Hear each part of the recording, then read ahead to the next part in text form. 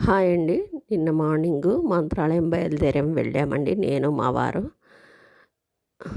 మంత్రాలయంలో main ఎంట్రన్స్‌లో వచ్చే ఇది దశావతారాలు ఒక సైడు, కృష్ణావతారంలోని లీలలు ఒక సైడు ఉంటాయి. బాగా ఎండగా ఉందండి. ముందు రోజు బాగా వర్షం పడిందంట.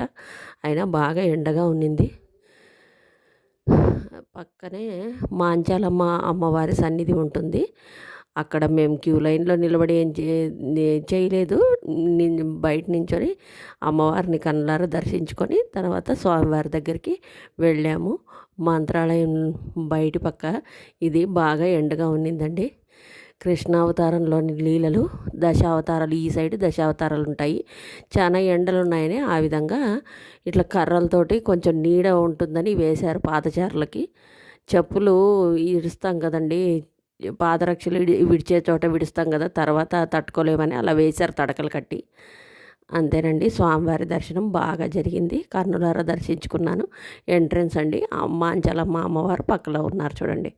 ఆ అమ్మవారే ఆయనకి చోటిచ్చారు ఉండటానికి, స్వామివారికి, రాఘవేంద్ర స్వామివారికి.